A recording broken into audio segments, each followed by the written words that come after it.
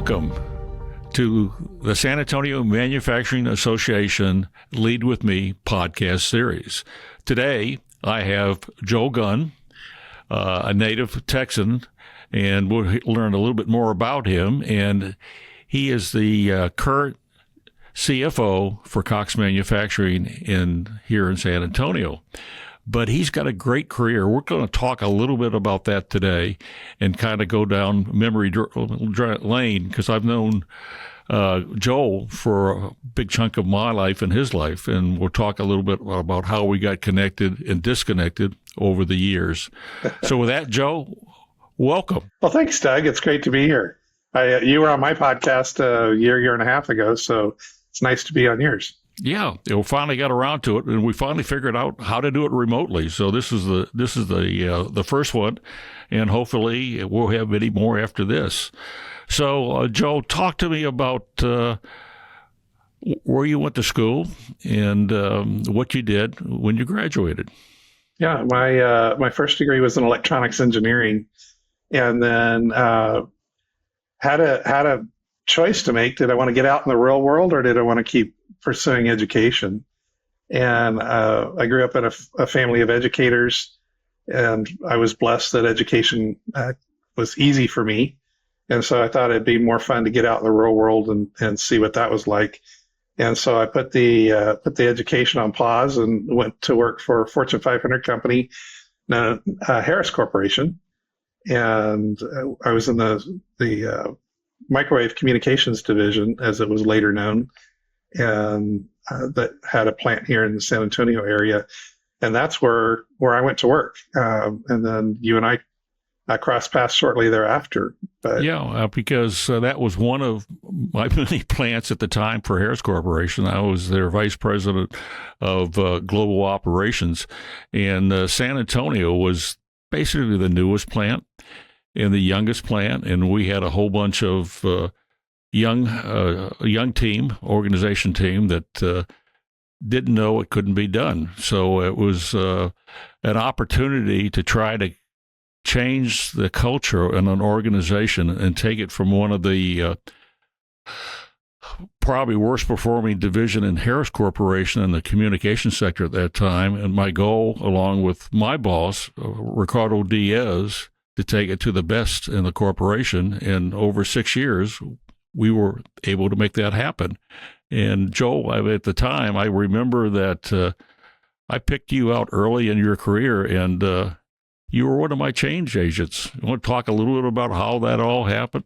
what was interesting to me is I got to see a little bit of the old world and the new world. And what I mean by that is when I first came to Harris, we, for the executives, secretaries got their coffee, typed their memos, those kind of things.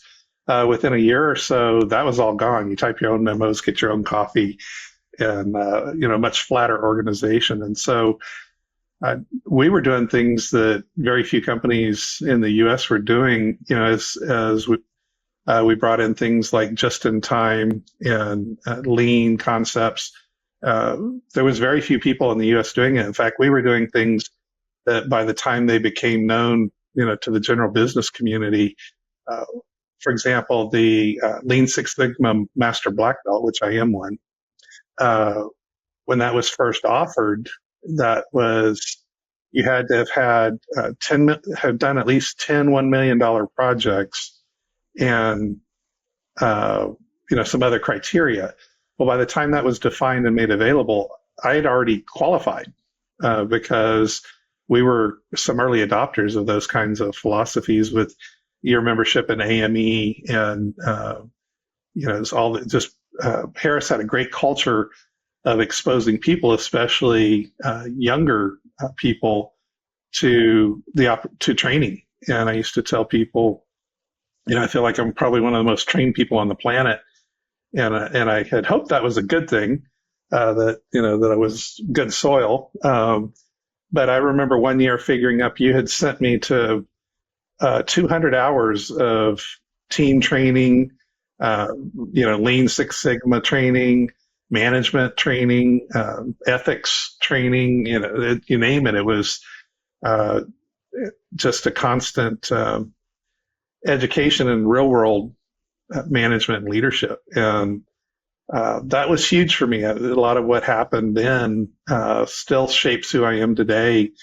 And, just before accepting the CFO role at Cox recently, I was able to coach CEOs for small and mid-sized manufacturing and distribution and medical and aerospace. And a lot of what I was able to work with those CEOs on are things that I learned growing up through the ranks. Yeah, early on, Ricardo and I went out and identified a bunch of what we call emerging leaders, and you were one that we tapped on.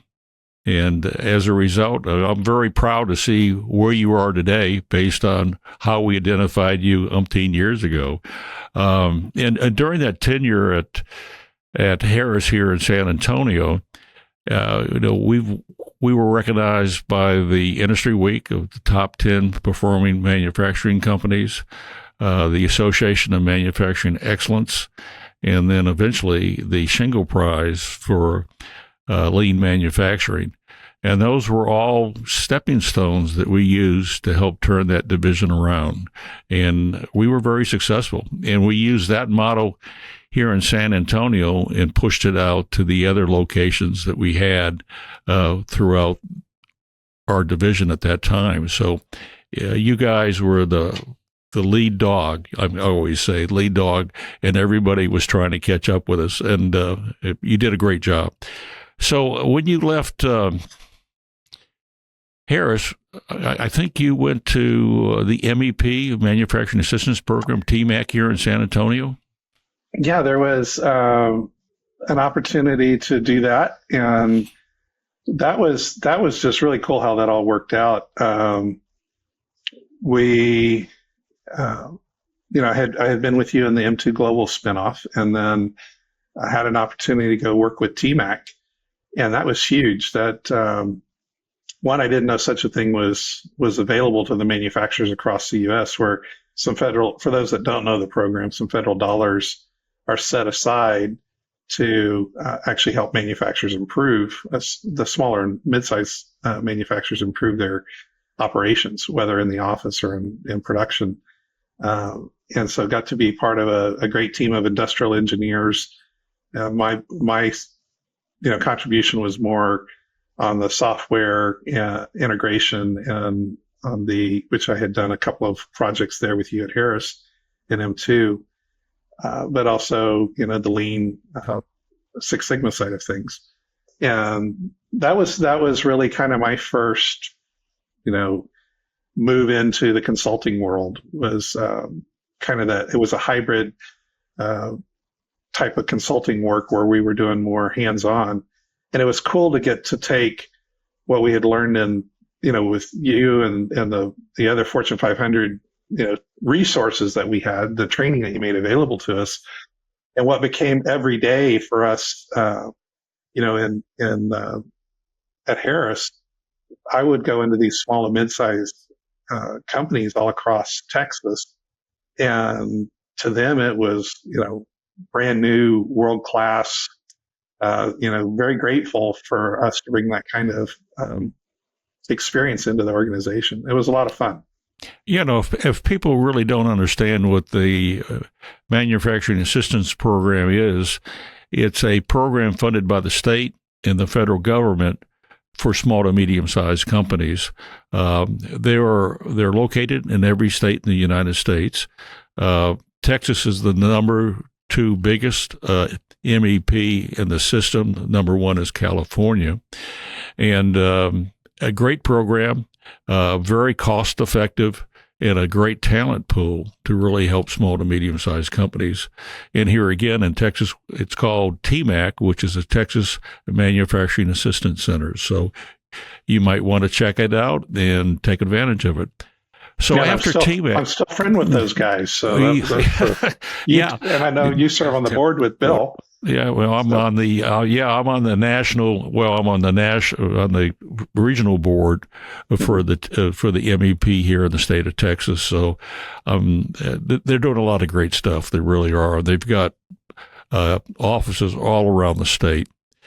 So after you kind of left the MEP, where did you go from there?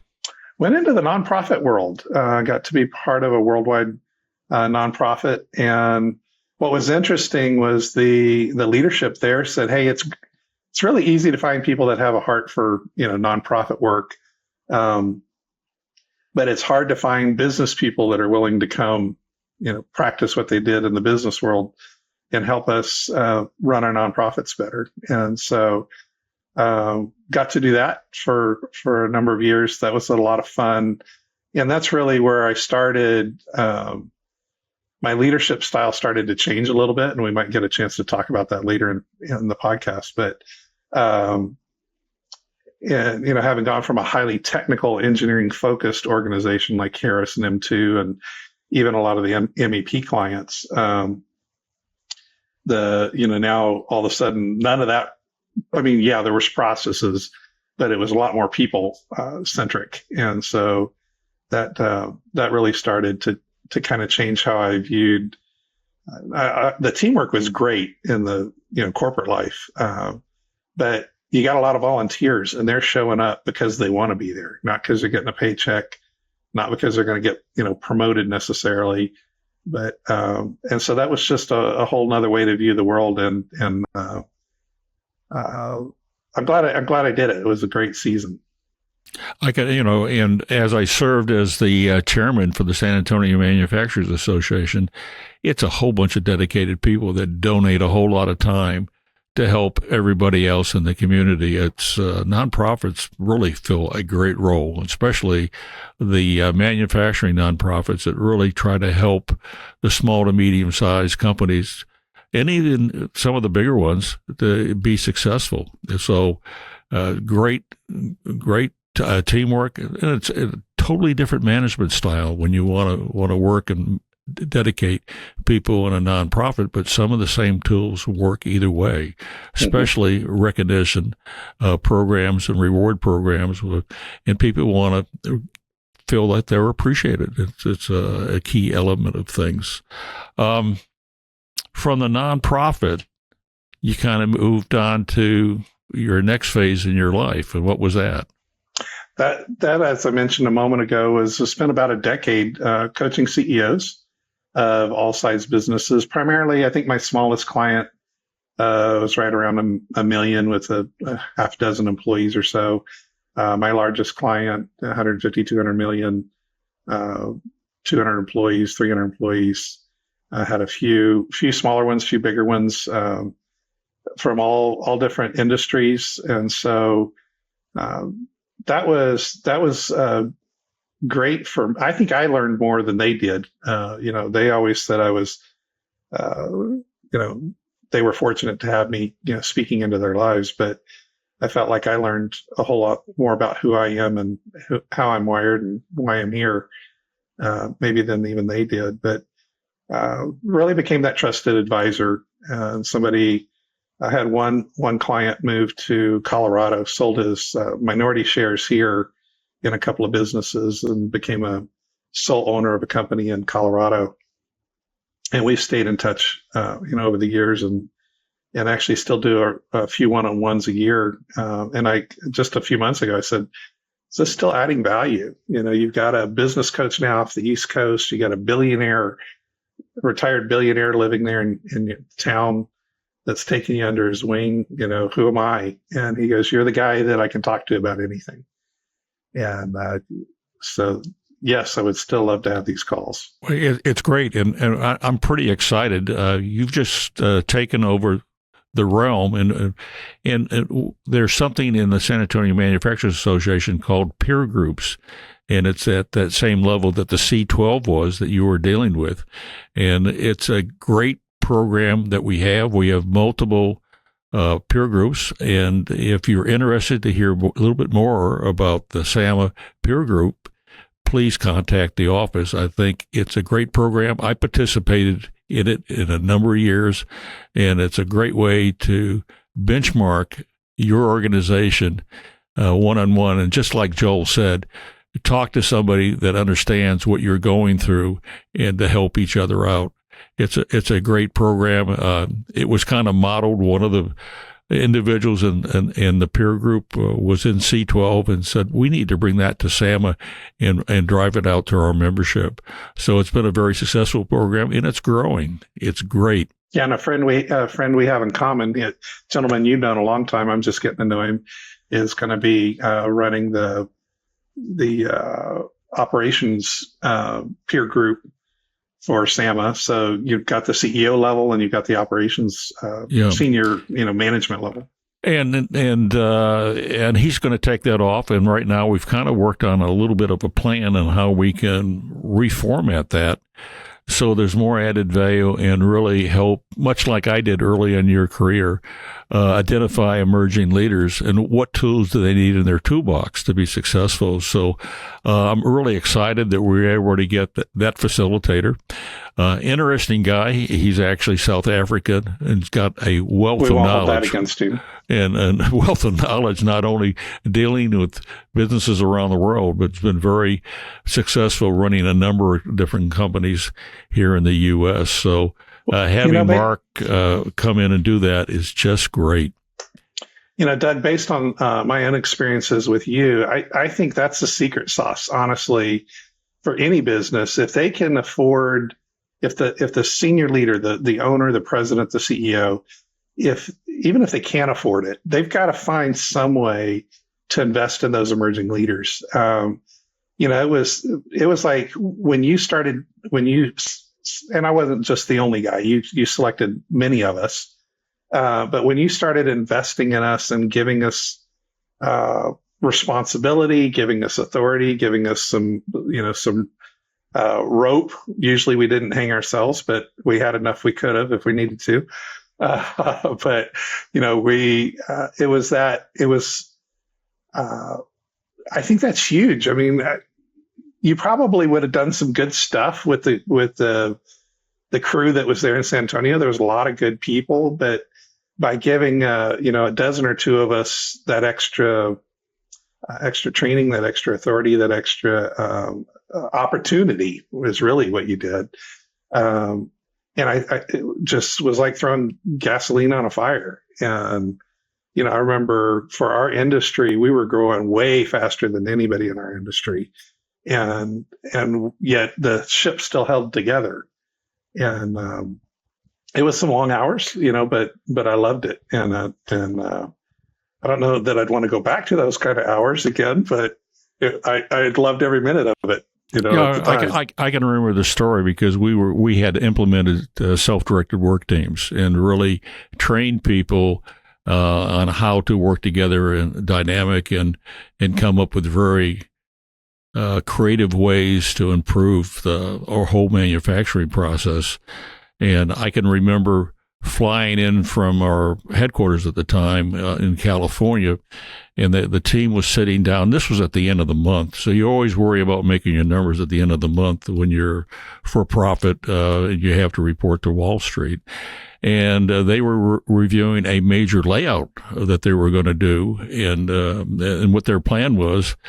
And I asked them, I said, this sounds great, but we have to really be careful and have you really thought through everything that needs to be done, because I don't really want to impact the rest of it, because it was at the end of the line. It could be a major bottleneck.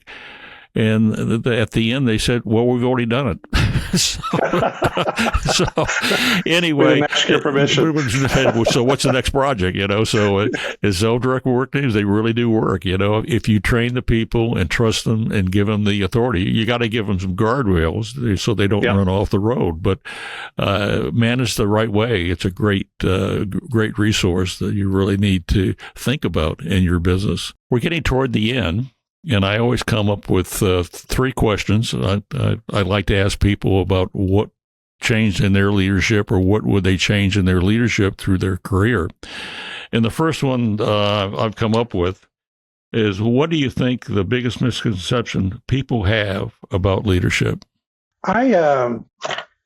Biggest misconception. I would Hollywood portrays it as the further you go up in leadership, the more everybody else is supposed to serve you.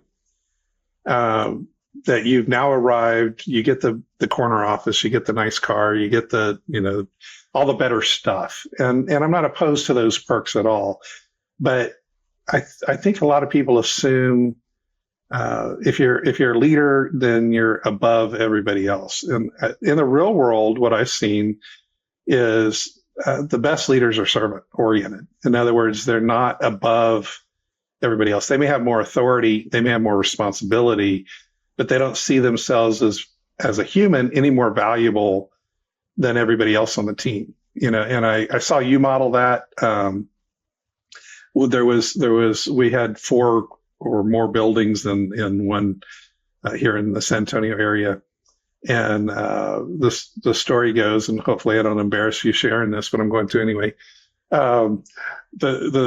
You were in a management meeting in the executive boardroom. Door opens. Beverly, your assistant, walks in, whispers in your ear, and has something in her hand. You look at the team and you say, "Meeting dismissed. I've got something I need to tend to." And she hands you your black bag, your helicopter pilot and medic. And you rush out down to building 4, where one of our leads is passed out on the floor. And your first responder tendencies kick in, and here you've got 500 people reporting to you or more. And you're taking care of this guy and helping revive him, pick him up, take him to your personal vehicle, and drive him to the local emergency care, wait there till his wife can get there. And then you come back and go about your business. And, so whatever people's opinions of you were at the time, what that communicated to the rest of us was that, yeah, you were a business guy and you were about, let's hit the numbers, let's get the job done. But you also cared about the people. And so it was that one little act of service that spoke volumes to me, and that actually influenced some of who I try to be as I lead today. But some years ago, I tend to be in the weeds a little bit, and there was something that needed to be done. So I grabbed a ladder and I was over doing what needed to be done with the ladder. And as I was taking the ladder down, somebody walks up and says, "Can I help you with that?" And, being a man and a good sized guy, I'm like, I don't need help carrying a ladder. That's kind of silly. And I was like, "No, I've got it." And I walk off. And as I'm walking off, I was like, "Joel, you just missed an opportunity to practice real servant leadership. You should have let the guy help you with the ladder because he offered." Right. And so by saying no, in that case, I was elevating myself above him as, "You're not good enough to help me carry the ladder." Well, that wasn't my intent, but that clearly could have been received as the message.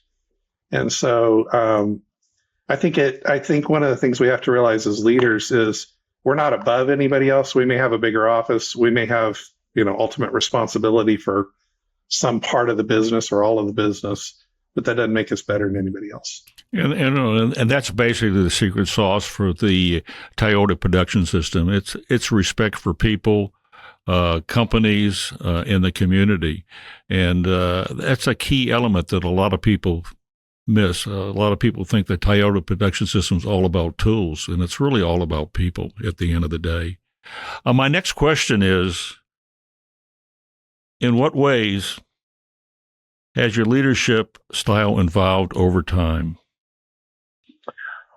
One of the things where I really started to learn who I was and how I was wired was you sent us to personality profiling for a week. And that was the first place I'd ever heard of personality profiling. And it turns out it was the Myers-Briggs was the particular system that they used that week. And I've discovered I was what's known as an ENTJ. And for those which I am. Yeah. So we can tend to be direct. We can tend to get the job done, extremely focused on task. Later years, I took several other profiles because I was so curious. Understanding how your team members are wired literally changed how I interacted with people. And I had a best friend, him. His name's Dale. I've told this story before, and he won't mind me sharing. But it turns out he's the exact opposite almost as I am in that particular and how he's wired and what his personality bents are. And so we're learning about all this in a large conference room in a hotel, and it's super interactive and lots of talk, lots of conversation. Well, when we take a break, Dale would literally disappear, and he'd go off and have a smoke somewhere, and we couldn't find him for 15 or 20 minutes. And as soon as the break's over, he's back where he's supposed to be. Well, I didn't understand until that week. That's because that's how he recharged. He was more on the I side than the E side, E being extroverted, recharged by being around people. And he's on the introverted side, recharged by being by themselves. And so being in that extroverted environment for 8 hours a day, he would literally escape during the breaks to go recharge by being by himself. What he didn't want to happen was for me to follow him on break and sit there and talk to him the whole time. He needed that alone time. But I never understood that, about him. And so that week, Dale and I are still friends, all these years later. And I attribute it to a lot of understanding how people are wired and leading them according to how they're wired. And so what would happen before that was if I had a thought that I needed to process with somebody, because I'm an E, I tend to process out loud. I would go from my office to Dale's office and walk in and go, "Hey, I got a question." And he'd be in the middle of something and focused, and he'd be like, What? And I'm like, I got something I want to run past you. And he's like, I'm sorry. Hang on a second. What are we talking about? And I'm like, I just want to run something past you. So it took him a minute to disengage from what he was doing. Then we had a great conversation. And then I'd walk off and I'm good. I had my brainstorming thought partner and I'm ready to go back to work in my extroverted way. Well, I just run, a half hour of his time because it took him, time to disengage, took him time to re-engage and broke his chain of thought. Well, after going through this session that week, instead of going and interrupting Dale, there was an engineer in there that I'm still friends with, Patrick. He was more of an extrovert than I was. He loved being interrupted. He loved brainstorming. And Dale did too in the right, when it was time to brainstorm, but not impromptu. And so I just go interrupt Patrick. "Hey, I got to process this thing. I want to work on this idea," which Patrick loved because he's an extrovert, gave him a change of scenery. We both got, were productive. So what happened when that was all said and done, the three of our friendships became even better friendships because we appreciated how the other person was wired. And so I saw that in my 20s, and I started realizing a couple of things. One, we do need to value people for how they're wired. And if we lead them with that understanding, then we're better leaders because we're showing we appreciate how they're made, right? And what their gifts are and who they are and what their purpose on the planet is. When I force my style onto somebody else, my friend Dale never said anything. He didn't even know how to put it in words, neither did I. But it actually was working against our friendship, and it was working against his productivity. And so he became more productive. Pat became more productive. I became more productive, and we became better friends. And because of starting to understand each other like that, we got to where we could speak the truth with each other and tolerate each other better and have differences of opinions. Patrick and Dale and I have often disagreed on many things, but that's actually made us better coworkers and stronger friends over the years. And so that was really, I would say that's kind of now, as I said, I went to work for the nonprofit world. And so I'm not great at it, but I'm alert to that I need to be more people focused. And so I try to do that more because I definitely can be task oriented. What's interesting, I could kind of go back memory lane. I can remember when we started rolling out those 16 different personality types on the Myers-Briggs. And, you have introverts, you have extroverts, and many times the extroverts will not let the introverts speak.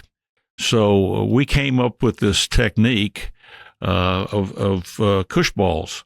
And I can remember being in Toys for Us, and I had this shopping cart full of these cush balls, and I was checking out, and the lady came behind me and said, you must be having a big party with a lot of kids. And I said, no, I'm buying those for work. And she said, well, that's got to be a fun place to work.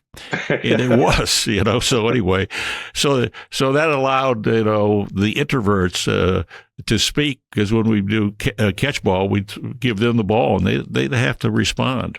Or if somebody was an extrovert that, wouldn't shut up, everybody would throw the cush ball at them. So anyway, we did have fun back then. So let's switch on to the next question a little bit. And this is really kind of forward and advice to the next generation coming up.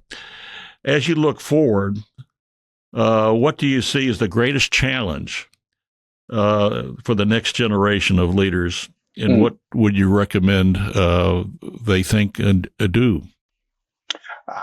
I'll pick up kind of where I left off. Is really this idea of talking to each other. It seems like all my kids are all 30 and under, and their spouses, and the younger generations, because of social media and other reasons, have difficulty literally talking to each other. They'll do a quick text, and I was like, well, why don't you call them?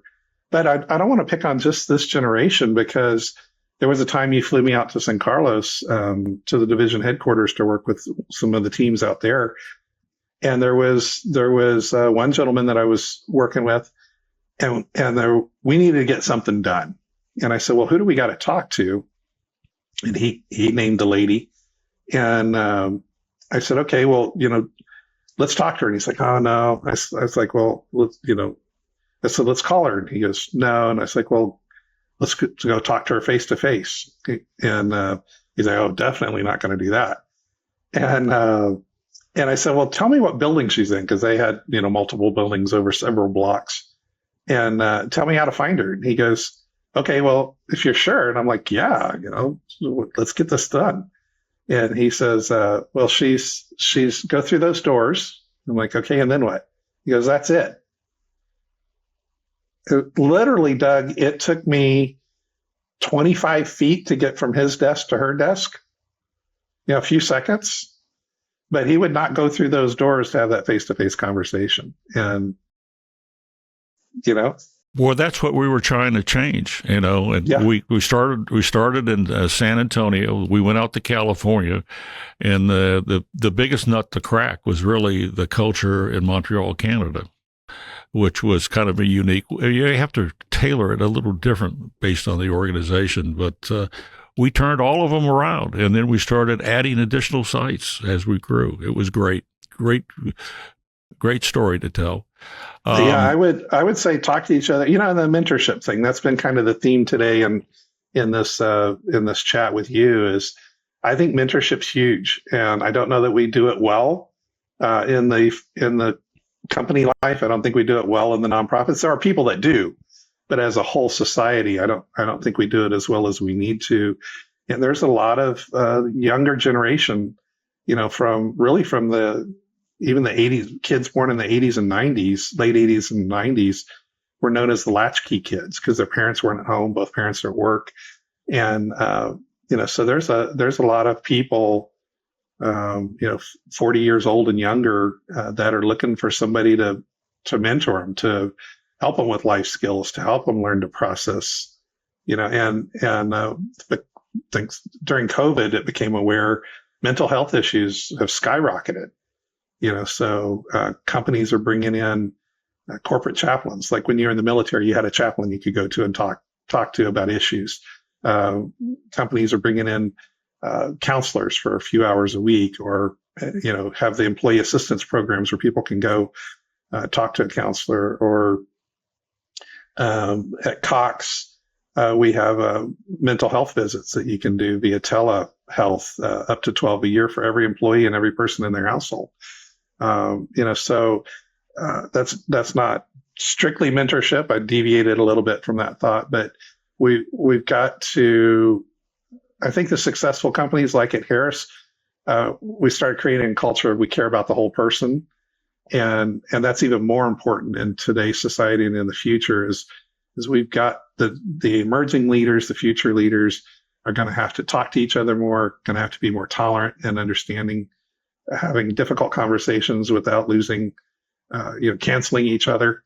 And that mentorship piece, I think those, and training is expensive, but it's worth every penny in my mind. Well, Joel, thank you so much for joining me today. This has been a great discussion. I'm going down memory lane with you. I've known you so long. Here again, if you want to get more information about emerging leader type organizations, contact San Antonio Manufacturers Association, this operational peer group. And if you need to network with somebody at your level, we've got the CEO group. A great forum to learn and to grow. And here again, thank you for joining me today in the SAMA Lead With Me series, and stay tuned for the next one.